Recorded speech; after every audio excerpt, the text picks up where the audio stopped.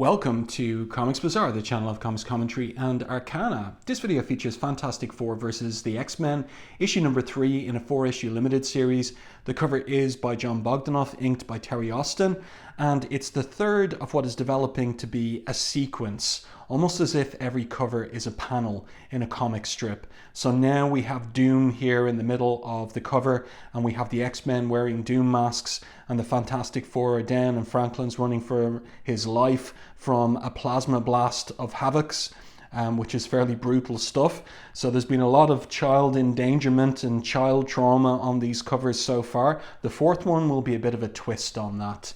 And interesting to note too, Terry Austin using a little screen tone on the cover for the effect around Havoc's plasma blast, as well as the background there too. Now let's open this one up to the splash page. I think that's a great splash page there of Dr. Doom hovering over Storm, whose her left arm was burnt by accident by Johnny Storm, aka the Human Torch, in the previous issue. So Dr. Doom has offered his medical attention and expertise to Storm, and she's taken him up on the offer, as well as the offer for him to help Shadowcat in her phased form after the events of Uncanny X-Men 211, The Mutant Massacre. And the story begins in Castle Doom, Latveria. So the X-Men, having made the decision, Storm and Wolverine most particularly at the end of the previous issue, have made the journey to Latveria. And here we go. This is our opening. So the title of this chapter of the story is By the Soul's Darkest Light. And the creative team here: Chris Claremont, writer; Jon Bogdanove, penciler; Terry Austin, inker; Tom Orzechowski, letterer; and Glynis Oliver, colorist, rounds out the creative team. So Doom had a little shine that he took to Storm in Uncanny X-Men issues 145 to 147. And there's a little bit more of that going on here, particularly in the body language, as he holds Storm's chin there while examining her and saying, "The finest hospital in the world could not erase this terrible scarring nor restore anything beyond minimal function. Fortunately for your leader, X-Men, you turn to Dr. Doom." So Dr. Doom, never a humble man. His defining virtue and vice is his pride and vanity. But he has abilities and skills that can back that up to some degree. So he's got a gizmo here with Kirby Crackle around it that's going to work on Storm and restore her arm. In the background here we have the X-Men, and they're not entirely happy with the fact that Doom is the one that they've had to turn to for help on this. Psylocke says, with her arms folded there, Magneto too, imitating or mirroring her body language, "Have you considered, my friends, what this device could mean to burn victims? How many have died? Who might have lived had Von Doom shared his secret?" So Doom hasn't shared the secret with the world. It's only available to the citizens of Latveria and anyone else that he might offer it to. It's his decision, his machine, his decision. So up on the ramparts of Castle Doom, we have the younger members of the X-Men taking in the spectacular sights. So these are the Transylvanian mountains, as far as I know, because that's more or less the location of Latveria in Central to Eastern Europe. And Havoc here makes the point, too bad that Latveria is ruled by such a toad. "Why are you so hostile?" Havoc asks. Longshot, in fact, Longshot's the one that's looking over the edge of the parapet there. "Doom's a villain," says Dazzler. Longshot, "One of the worst." And Longshot asks, is it villainy to offer to help Storm or Shadowcat? So Longshot has a very innocent heart, sees the good in everyone, including Doom. But Havoc and Dazzler are much more skeptical of any possibility of altruism on Doom's part. So Havoc responds and says he's only doing it to put the X-Men in his debt. Sooner or later, probably the nastiest way possible, he'll collect. But Longshot continues with his simple, innocent argument. "You said Magneto was once the X-Men's greatest foe. Is that why he became headmaster of our school, to do us harm?" So I like the way that Claremont has put a little debate there, because I do think that Claremont sees the noble heart of Doom and the potential for reform there, because that's his habitual way of looking at an array of Marvel's greatest villains, that their nobility almost guarantees the possibility of some kind of redemption and transformation of heart. So here we see on this particular page these flying doombots, and they've identified an intruder. And who is the intruder who was snuck out of Castle Doom to go into the capital for an impromptu shopping trip, except for Rogue? This is intriguing stuff, because the way that Claremont characterized Rogue after her joining the X-Men was that she's a little bit of a fashionista. She likes her clothes. She likes changing her costumes every couple of weeks, every couple of months in publishing time.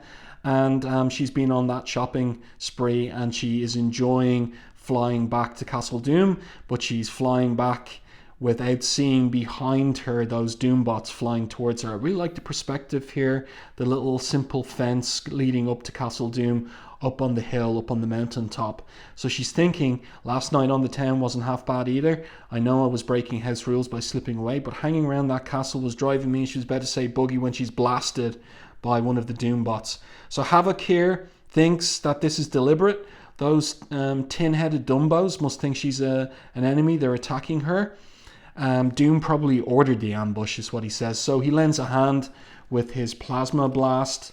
Longshot was going to alert Wolverine and Doctor Doom, but Havoc says no, because, as I said there, he reckons it was probably Doom's orders. So we get a little fight scene here. There's not much in the way of action in this particular chapter of the 4-issue miniseries. This and one or two other scenes are about it, but it allows Jon Bogdanove to show his skills at these dynamic fight scenes.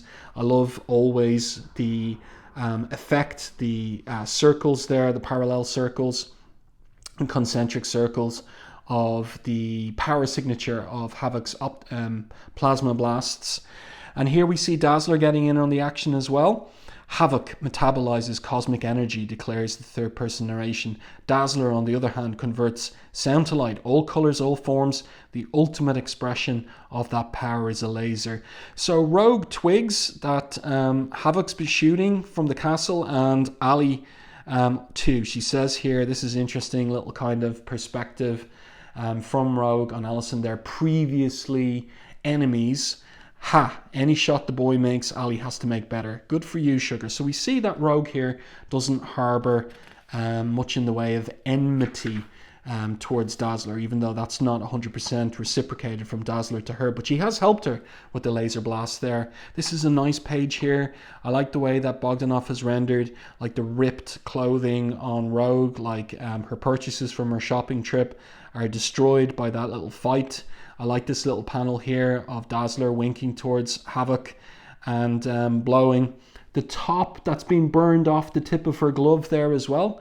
But Longshot sees that they're in danger because the Doombots have surrounded them. Now, of course, Havoc isn't going to have any problem against them. His plasma blast could make absolute slag of them.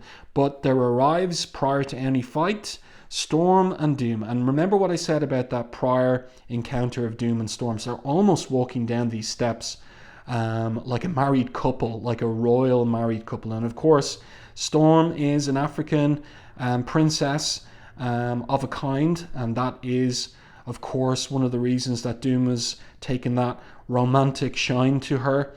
And I like this little cartoony arrival of Rogue here, where she says in regards to the fight that the Doombot started it. I was minding my own business, not making any trouble or nothing, when those bozos slammed me. And Doom here is, he is not upset by proceedings, and he's quite reasonable and says, "Peace, Rogue. Perhaps an error was made on both sides. This is, after all, my country.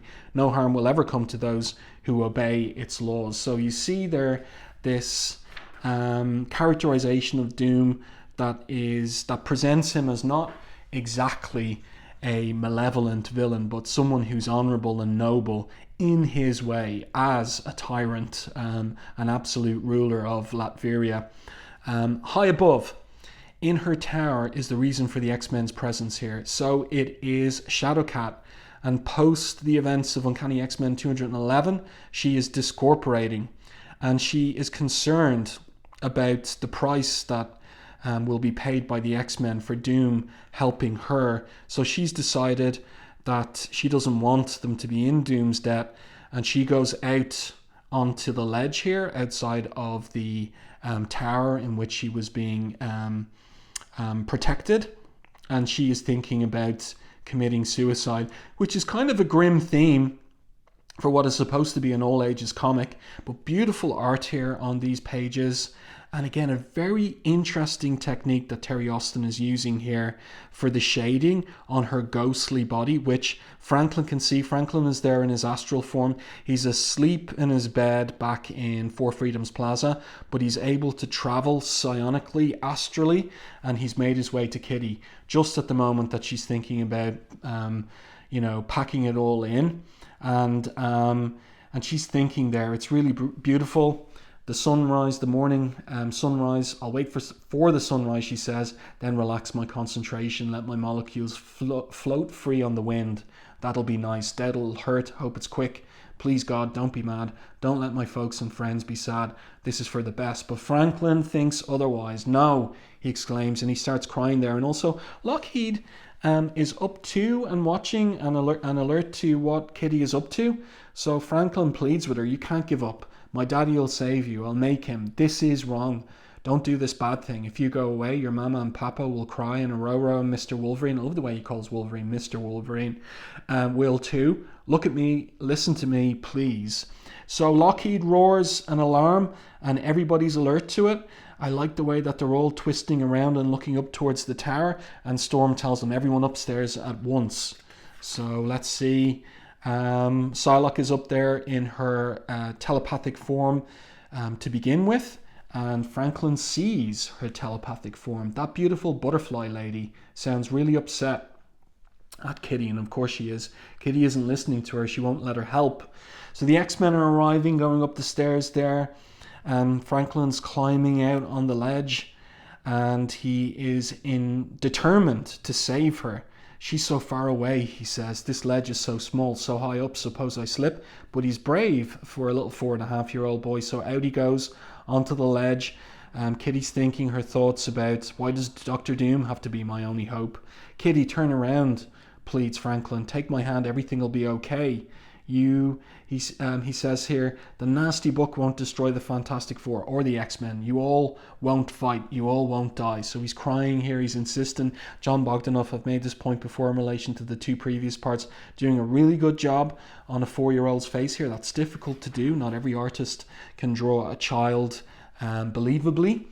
Another really nice page here. He's out on the ledge in silhouette, and she's preparing to discorporate. And finally she hears him as he yells the loudest, don't leave me alone. And she turns around. Who's yelling? Hey, I know that little boy. Franklin Richards, how'd you get here? Why are you crying? So I love this too. This is something Tom Orzechowski would do with Claremont script, where you've got the words with no punctuation and just disappearing beneath the panel border there, really giving a sense of Franklin's repetition and how upset he is. And she sees it and she decides to go back into the protective container.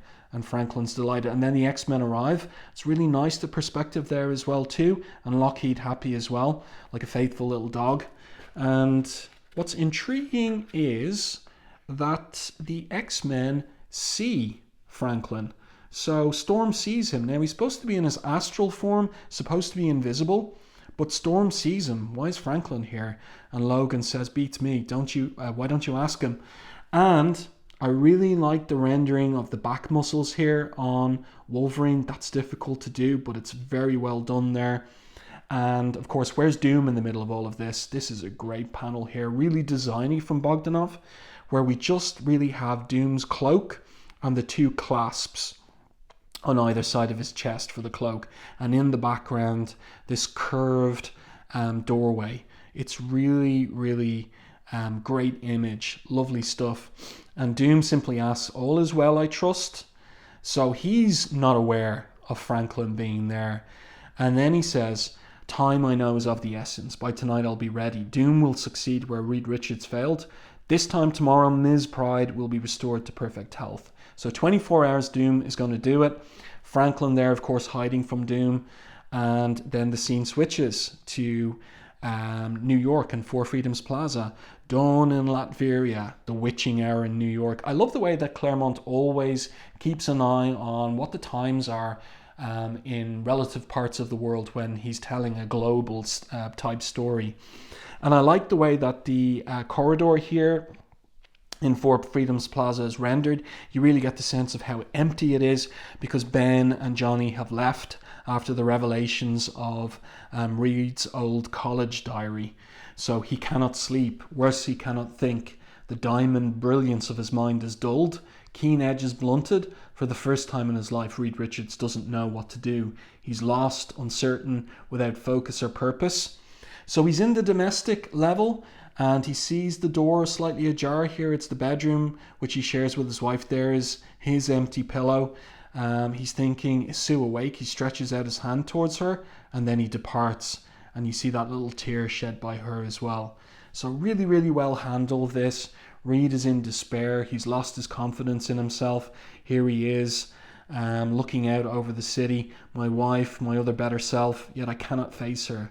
Can't bear to see the hurt and hate in her eyes. All I've built, all I and the Fantastic Four have become, destroyed by this book, my supposed diary. So he flings it on the ground thinking, could my subconscious have betrayed me in respect to the accident of the rocket launch? Was that what happened? I can't go on like this, he thinks. For every challenge, every crisis, I've always found the answer, but what use is my supposedly matchless intellect when the people I value most have lost faith in me? I haven't a clue to how to restore it, but this is how it happens. And I love the way that Claremont has set this up, how Reed gets his confidence back, how he gets his family back. He does what he didn't do in the opening scene of the first part of this crossover. So Franklin is troubled by his dream. It's not really a dream. He is over in Latveria in his astral form. There he is with his teddy bear still. And just look at one of his books, Saggy Baggy Elephant. That's his favorite bedtime story. And Reed is thinking about his son as he sits down with him. Instead of continuing with his own preoccupation, instead of being self-absorbed, he sits down beside his son, troubled in sleep, and he's thinking about the life that Franklin has had because of his being born to Mr. Fantastic and the Invisible Woman and all the things that he hasn't had a normal life. Can you ever forgive me for that, he thinks. But of course, the boy just wants his father and the comfort of his father. And Reed does what he didn't do in the first issue. He simply holds his boy, and you see that Claremont pulls away the thoughts, pulls away the text. He lets the images speak for themselves. And I like the way that Bogdanove, we have a close-up on Reed with his son, and then Bogdanove gives us this ceiling level view down on Reed holding his boy. And then after Franklin has rested, Reed says to the boy, the comforting things a father should say to a son. Growing boys need their proper sleep, youngster, and their dreams should be happy ones. So now Franklin explains, not mine. And Reed listens this time. You know what my father did, Franklin, a very long time ago when I was your age and the Lord of Nightmares paid me a visit? He'd sit me on his lap and tell me a story. Would you like to hear one? So Franklin does want to hear one. I love the way he's still hugging his teddy bear there as well. And Reed tells him the story of the saggy baggy elephant, making little kind of like balloon elephants, like the characters from his stretchy hands and things. And this is the right time for Sue to get up and witness this. I haven't heard Franklin laugh like that in ages, nor Reed either. And then this is a very typical kind of Claremont piece of dialogue where she thinks to herself, bless his heart. And you see the tears being shed as well. So a lot of tears on these 2 pages, and we know that this family unit is going to be reconciled to each other. But first, we have a little scene in Latveria. So Storm insisting that training continue with the X-Men even as they're guests of Doctor Doom, but part of it is to test and see whether her left arm is back to full fitness. So this is a nice little kind of moment where we learn something about Longshot. He's a mystery figure for the most part. And we see this great DeLuca effect that that Bogdanove has designed here as long shot somersaults way over the top of Storm, evading her charge there. And why is he able to do that? Well, Wolverine explains hollow bones combined with extraordinary musculature makes the boy lighter and a lot stronger than most folks. So they're worried about Kitty there, and then the scene switches to Manhattan. So, you know, the X-Men are featuring in this chapter, but the main focus is on the Fantastic Four in this particular chapter. Really like the way that Bogdanove has drawn in the Lower East Side there, with the Brooklyn Bridge there in the distance. And it's Ben Grimm who's made his way to the Lower East Side and the street where his life began, Yancey Street. All the while memories collide with reality. What was doing battle with what is. Ben Grimm, college gridiron star, war hero, ace test pilot, prize chump, whose best friend betrayed that trust and destroyed his life. So the Thing, you know, he's a little vulnerable to blue moods and a bit of depression. So he's made his way to his favorite old neighborhood bar, the Yancey Street bar, but it's been gentrified, and the owner there recognizes, of course, the Thing, and that he's in a mood, which implies that can sometimes be the case. So the owner there, like his physiognomy, kind of modeled on Jack Kirby, which is interesting because, of course, the Thing is in part Kirby's self-insertion into the Fantastic Four. So we're getting that almost mirrored here with the bartender chewing on that stogie and serving the Thing his usual, which seems to be a pint of beer and a shot of whiskey together. So the Thing says, "What's happening to the neighborhood, Charlie? Looks like every place is up for sale, and since when did this old dump get so gussified? Ain't hardly recognized it outside. Had to look twice to make sure." So the man says, "Times change, buddy. New crowd moving in, lots of books. I'm just trying for my piece of the action, same as anyone." "Don't seem right, Charlie," says the Thing. "Nothing's the way I remember it," because that's what he's perseverating over, the betrayal by Reed Richards as he feels it was. "Nothing ever is," says the worldly wise barman. So this is an interesting page where we see the Thing here. He's drinking through the night and he's thinking envious, dark thoughts about the people enjoying themselves in the Yancey Street bar.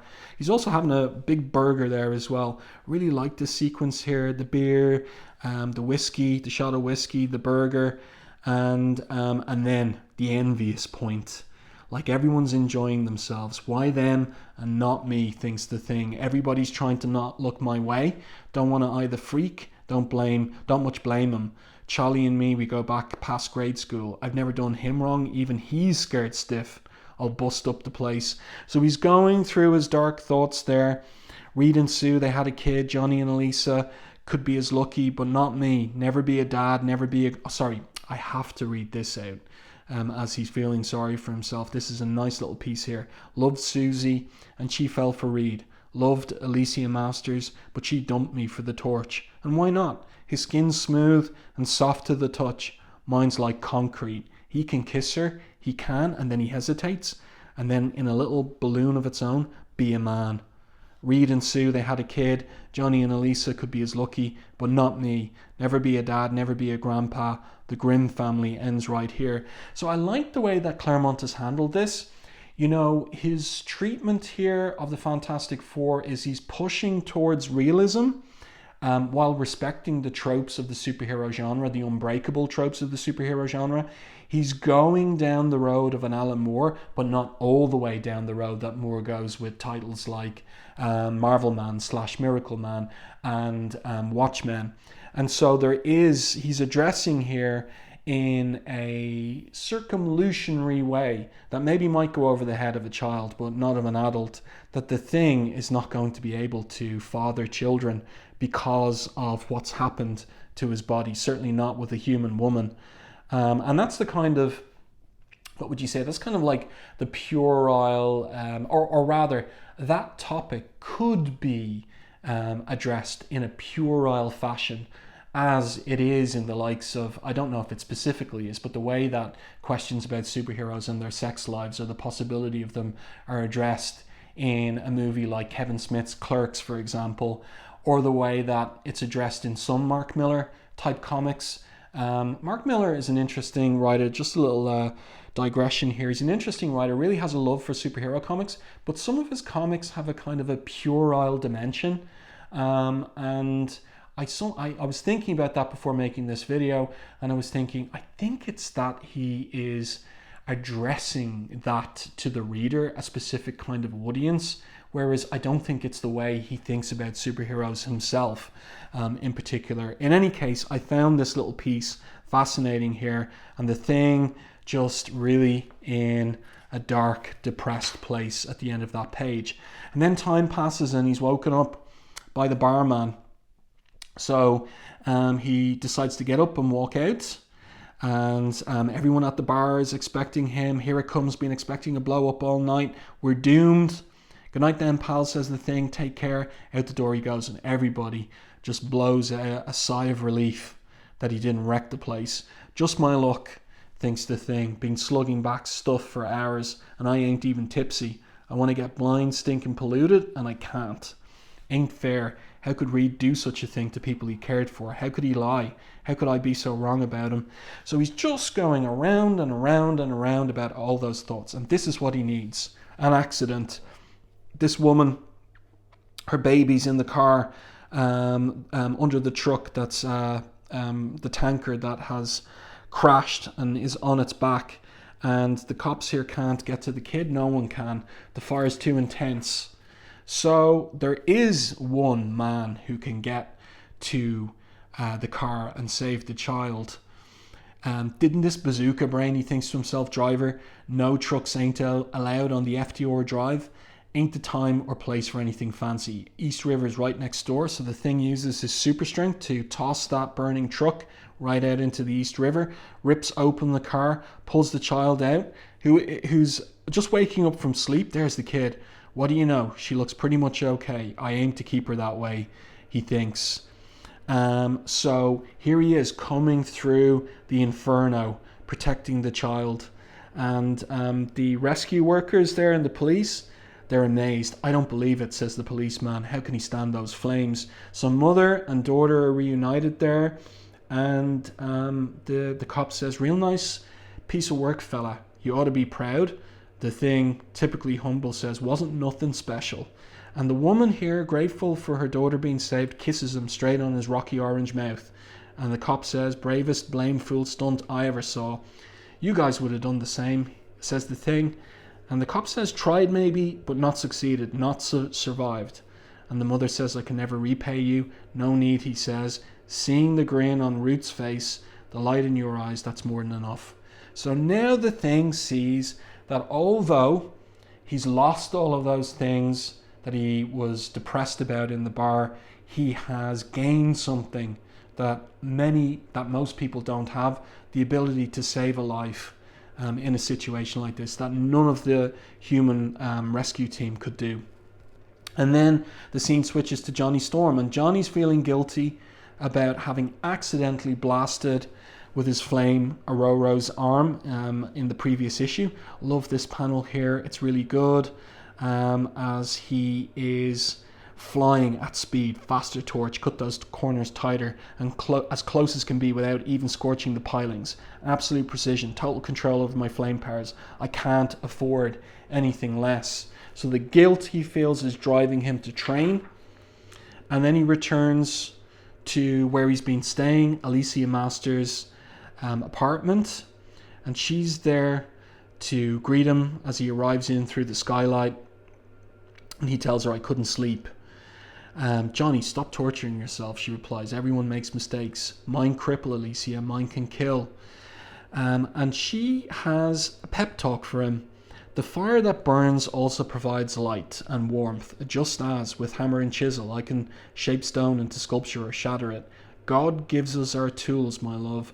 The challenge comes in how we choose to wield them. So, Johnny's listening. It isn't just that. Ben and Sue are all torn up over this mess with Reed. They hate him. I know I should feel the same. And this is really interesting coming from Claremont. And again, it's part of his study of the characters and their differences. So Johnny says, but Alicia becoming the Human Torch is the best thing that ever happened to me. So for Ben, he feels it's the worst thing, and for Johnny, it's the best thing. I was a punk kid, he says to her, playing with my hot rod cars, pretty much good for nothing until that rocket flight. Since then, I've been to the stars. I've seen and done things most folks never even dream of. People know me, look up to me, they respect the torch in a way they never would Johnny Storm. I love this life, Alicia. I love what I am. But how can I tell the others that? They all still consider me the callous, uncaring, smart aleck kid. This'll confirm it for sure. So that's what's bothering him. That's what's eating him. And she tells him, you're wrong. So let's see. She tells him, I'm blind, Johnny. It isn't your face I love any more than I loved Ben's, but your heart. Good and noble and true, sometimes in spite of itself. You're facing up to your mistakes and trying to deal with the consequences. That's what growing up is all about. Whatever you believe, mister, you're no kid. You're the man I love. Great stuff from Claremont. Really great stuff. Treating these characters as real people really brings out all of these emotional resonances and moments that have real depth and heart to them. And here's Reed. Franklin's gotten back to sleep there with his teddy bear as well. I like that detail. And he says, all my life I've explored the wonders of the universe. Yet what could be more wondrous than life itself, or more precious? And this reminds me of Dr. Manhattan in Watchmen, but I feel that Claremont is replying to that. You know, Dr. Manhattan is this scientist figure who, by virtue of an accident, becomes a superhuman, like unto a god. And Reed Richards here is a different kind of man. Dr. Manhattan loses his connection to human beings, and Reed still has that. He still has a heart. Two cells merge, and from that grows a human being. All we are from so small and simple a beginning. Beside that miracle, my works, my triumphs, my disasters are really but vanity. You could look like... Oh, and then Sue, who's been there? Well, this is interesting. She was there earlier in her nightgown, but she's gotten back into her Fantastic Four costume, the one she destroyed in the previous issue. So this is symbolic of the reconciliation, and she's brought him like a hot drink as well. He thinks to himself, she was invisible. How long was she here? What did she see? She's smiling at me. So now husband and wife have a heart-to-heart, and Sue does the equivalent of what Alicia was doing up here with Johnny. The author of that diary couldn't have related to Franklin the way you did. He was a man who used people, who saw them as tools. He would have responded analytically. You saw a human need and answered as a human being. From the heart, father to son, instinctively, honestly, without hesitation. That man who wrote that diary, whoever he was, isn't you. And then we have the sunrise. So the night has passed in New York, and it's a new dawn for the Fantastic Four. But back in Latveria, the vultures are circling. Dr. Doom is working on his machine there to help Kitty. And Psylocke is assessing what's going on. Physical deterioration continuing. As expected, my telepathic powers are helping maintain her psychic cohesion, keeping her mind and personality intact, but I cannot do so much longer. So time is of the essence here. Doom is determined and confident he can work the scientific miracle. And then we're back in New York in Four Freedoms Plaza in the kitchen. And both husband and wife are sitting down for some morning coffee, and Sue asks him, what are you thinking about? Shadowcat, he says. Magneto was right. The molecular reintegrator applies perfectly to her predicament, yet I hesitated. I couldn't bring myself to use it. So he's still worrying over this business. He throws away his coffee cup. This is a great little sequence. Sue catches it with a little force field, including the coffee, including the liquid sploshed there on the corners of the force field, puts everything back on the table. Coffee cup and coffee in the cup. And Reed is wondering there about what can he do to save Shadowcat. He's got to confront his fears. That means going to Latveria. And then everybody is there at the kitchen door. Want some company, Stretch? That's the thing. Couple of hotheads to keep you out of trouble, says Johnny. And then little Franklin comes in delight at the return of his uncle and his honorary uncle, Ben, as well. So, the Fantastic Four are back in business, reunited.